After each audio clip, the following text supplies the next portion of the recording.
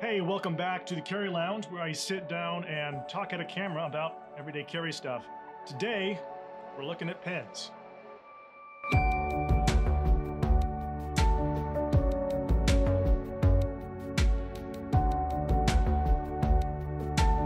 Okay, so pens are fun. I like pens, and I think you should like them too. I've said it before, and I'll say it again, the most common EDC item, other than my wallet, my phone, and my keys, is a pen. And I usually have more than one. Now, I've had the fine privilege of using a number of really great pens over the last couple of years. And today, we're going over my favorite ones, along with some new ones I've received within the last several months. And for each pen, I'll say what I like about it, what I dislike, I'll break down the specs, and give you the price. First up are a few pens from Refyne. I've talked recently about these pens on this channel, so I don't really want to rehash too much of what I've already said, but I'm a fan of their stuff. I think they've got a good brand. I think they have a well-designed product. I love the overall simplicity to these pens. They've got a great feel, good quality, a lot of which you just kind of need to feel in your hand to experience for yourself. I have 3 of their pens here, the first 2 of which are EP1s, which I've had for about 6 or 7 months. The EP1 is about 4.5 inches. It comes in a stainless steel, and there's a copper version as well. I have a third pen here, which is called the EP1L, which was actually just sent out to me last week.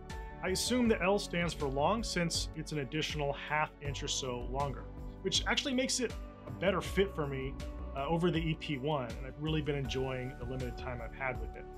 Now, as far as specs go, these all have a bolt action for ink deployment that has a cool checkmark-like design and a satisfyingly smooth operation.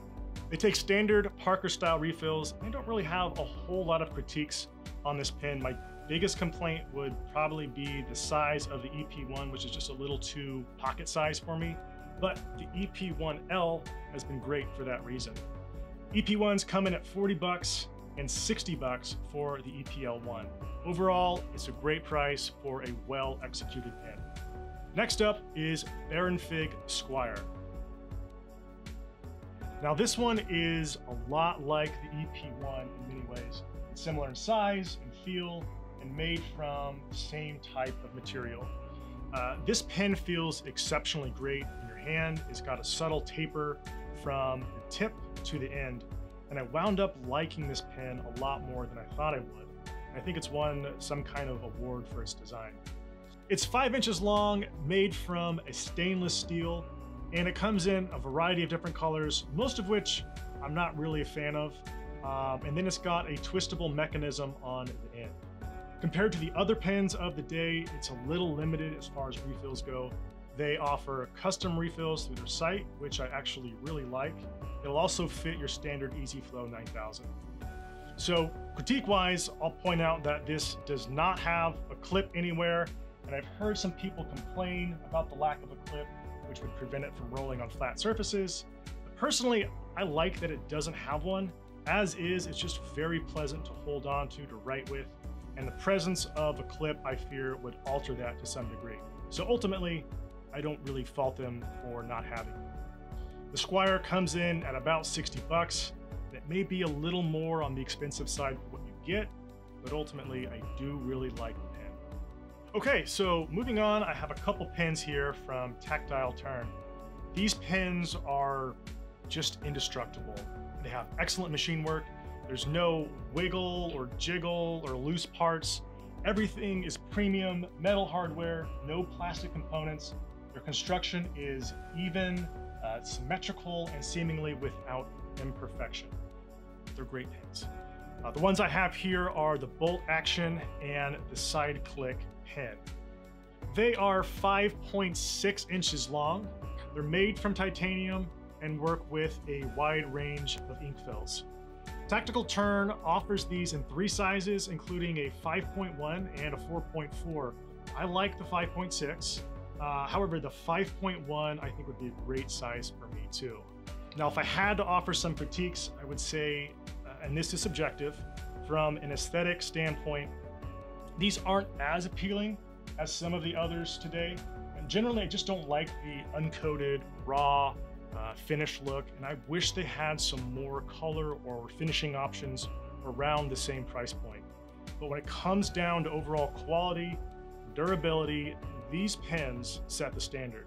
And if that's what you're looking for, you just can't go wrong with Tactile Turn. These are going to come in around $100, and it's a premium price for a premium pen that's made in the USA. All right, I love this next one from BigiDesign. This is the Arto, and I use this pen frequently. It's probably the pen I use the most. And like the Baronfig Squire, it feels really nice and comfortable to write with, which may be partly due to the fact that I love the ink gel that comes with it. And on that note, the Arto accommodates hundreds of refills, close to 1,000. It's one of the more unique characteristics about this pen that is really cool. The Arto is about 5 inches in length. It's made from a grade 5 titanium and has a twistable cap which can be removed and then placed on the opposite end.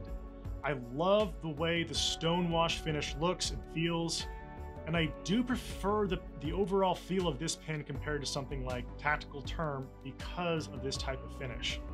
The opposite end has an expandable, retractable mechanism that allows it to fit almost any refill. And the system they use to achieve this also prevents the refill from wiggling in the tip. It's really nice to know that virtually any random refill is going to fit and fit well. Now, my only real critique of this pen is the moving parts. Sometimes it will get bumped as I'm using the pen, the moving parts being the twistable tip here and on the opposite end, and it will take a moment to reset. I'm not always sure which end to turn, so that's my only real complaint. The Arto comes in at 90 bucks. Again, a premium price for a premium pen. All right, moving on to the Grafton. The Grafton is made by Everyman. It's a fairly well-known EDC pen. I got my Graftons last year, and as you can see, they come in a bunch of fun colors. I gravitate more towards the Taipan orange. It's one of the largest pens of the day at 5.7 inches. It's made from aluminum and has a metal clip. Now, in addition to the aluminum one here, there's also a brass Grafton that's smaller, it's heavier, and also uses a twist mechanism on the end instead of a button click. We have a bunch of these around the office, so they get a lot of use around here. Now, one critique I'll say about this pen is that the quality just isn't comparable to other pens in this video. It doesn't quite have that same premium feel. There are some plastic internal components, and you're going to get some chipping, especially around the clip. And the clicking mechanism is just a little scratchy. So there's a noticeable difference between a pen like this one and Tactile Turn, for example. But of course, the Grafton is 1/3 the price at 35 bucks. So like anything, it ultimately comes down to what you care about and how much you care about it. The EDK version 2 from Keras Pen is next. And here's the thing about the EDK. I initially resisted this pen before I even really used it. I just wasn't drawn to it. I wasn't a fan of the design, of how it looked, how it felt. But after spending some time with it, I really started to appreciate the overall construction and quality of this pen. You just can't deny that the pen was put together really well. It's 5.06 inches in length. It's made from aluminum and has some stainless steel parts. It's got a button click operation that feels quite smooth. Now, it's going to take your standard easy flow 9,000 refills. And aside from having a frustratingly clunky website, my biggest critique comes down to a personal preference, not being hugely in love with the aesthetic of the pen, the way that this particular one has that raw, unfinished look. It also seems to transfer a little bit of smell onto your hands, and it makes me kind of feel like I just handled some pocket change. So now, if some of that may be a bit of an unfair critique since they have a matte black version of this pen, which I wasn't initially aware of. And it looks like that one actually might be a lot more of my speed. And another thing I'll add is that this pen is made in the USA. And anyone who's doing that, I have to commend them. Now, the pricing, I'm a little confused about. It was $100, and now it appears to be $65. But even at $100, knowing the quality of this pen and the parts, the fact that it's made in the USA, that price isn't totally out of line with expectations. Next is one from Nomad. So when I think of pens, I don't normally think of Nomad, but they do offer one. It's 5.3 inches long. It's made from stainless steel with an aluminum top cap and has a thumb click operation. It takes your standard easy flow Parker style refills.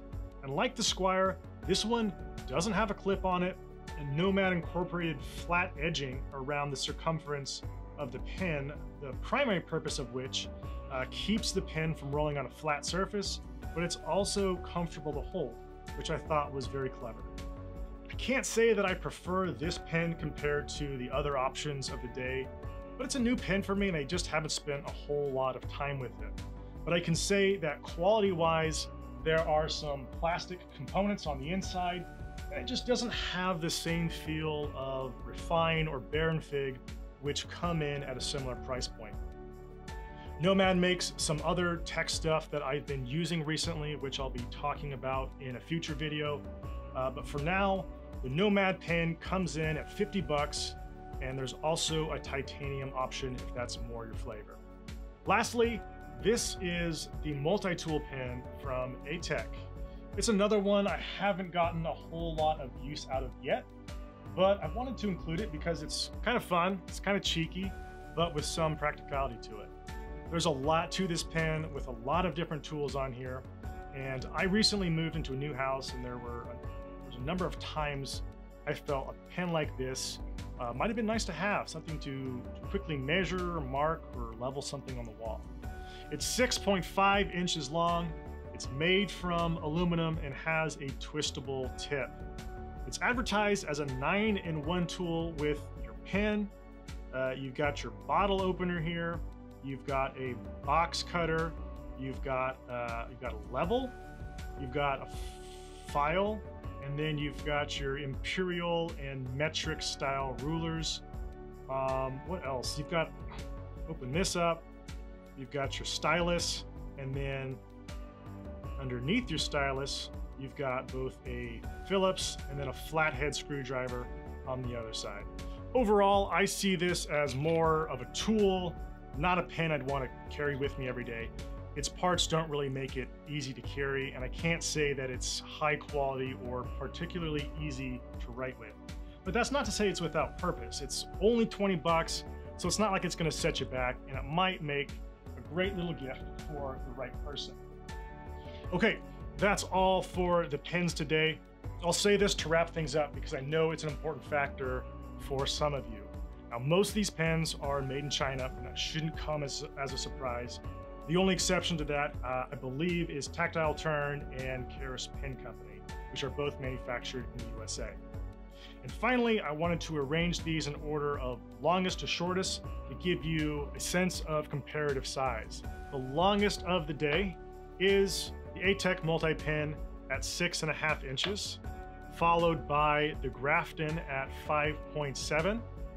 Following that, we have Tactile Turn, the bolt action, and the side click. Those are both at 5.6, followed by Nomad at 5.3. Then we've got the EP1L at 5.1. The Grafton Brass Mini is the same length at 5.1 as well. The EDK is at 5.06. The Baronfig, no, the Arto from BigiDesign is at about 5 inches. After that, we're looking at the Baronfig Squire, and then, yes, the one that rolls, and then the two EP1s from Refyne. That's it for today. I hope you learned something or found something of interest, and if you did, a simple like or sub would go a long way. Thanks for watching.